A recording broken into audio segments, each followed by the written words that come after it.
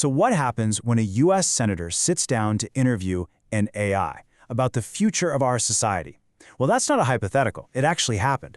Bernie Sanders had a long conversation with an AI named Claude, and what came out of it was pretty startling.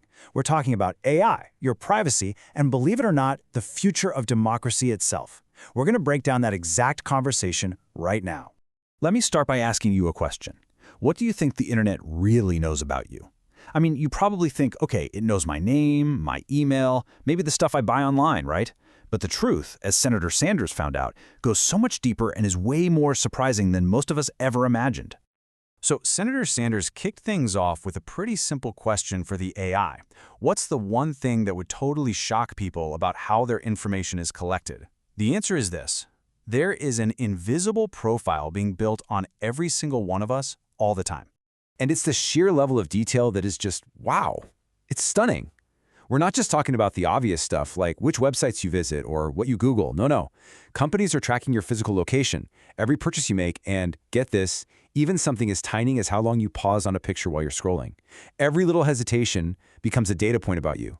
Now, this mountain of data isn't just sitting in some digital warehouse collecting dust, it's being actively funneled into these incredibly powerful AI systems. And what's their job? Well, it's to take all those scattered little bits and pieces and stitch them together into a shockingly accurate digital version of you, your habits, your interests, and, most importantly, your vulnerabilities.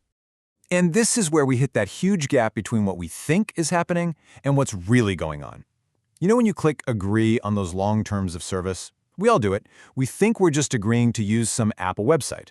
But what we're actually signing up for is this whole invisible process where our data is used to build that profile, a profile that then dictates the ads we see, the prices we're offered, and even the news that pops up in our feed. Which, of course, leads to the big, fundamental question, why? Why is all of this happening? What is the end game for collecting all of this information about us? Well, the AI's answer was about as blunt as it gets. Money, Senator, it's fundamentally about profit. It's not some big mystery, it's a business model, plain and simple. And here's how that business model works. It's like a 4-step playbook. Step 1, they collect your data.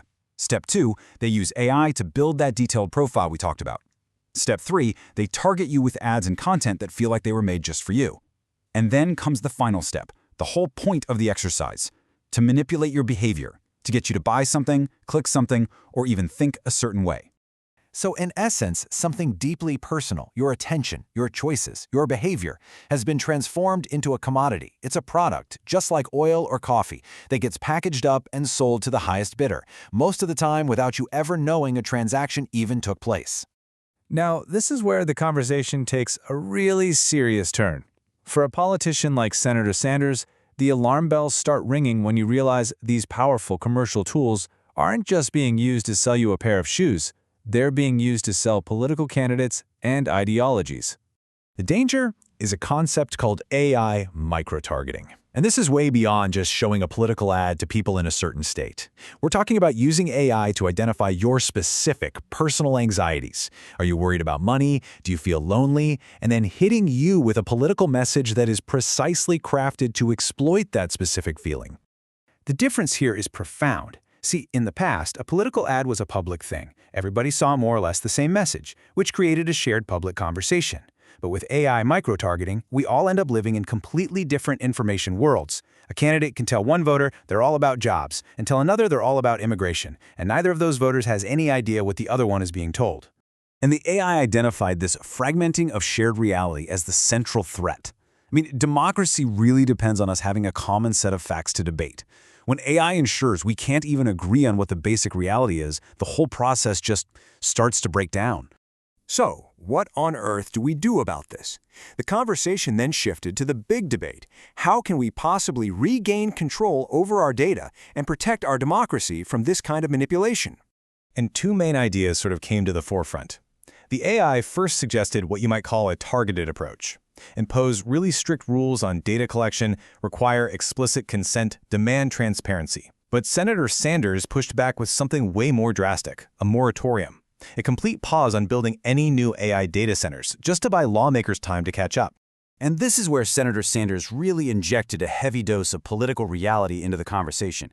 He pointed out that, look, all those targeted regulations sound great on paper, but AI companies are spending hundreds of millions of dollars lobbying to make sure those kinds of safeguards never become law. As he put it, it ain't gonna happen soon. And what's wild is that the AI actually changed its position. It basically conceded the point, saying that given the reality of corporate lobbying, a moratorium is no longer some radical idea.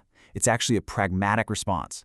It's a tool to force a timeout and give lawmakers the leverage they need to get protections in place before the technology gets even further ahead of them. So the final takeaway from Claude the AI is really this.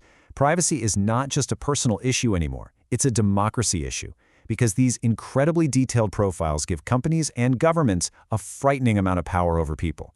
The power to manipulate choices, predict behavior, and ultimately to influence our thinking on a massive scale. And that really leaves us with this one fundamental question we all have to grapple with. As this technology moves at lightning speed, we have to decide, is giving up our personal privacy simply the price we have to pay for innovation? Or is there another way forward, a way to advance without sacrificing our data and our democracy in the process?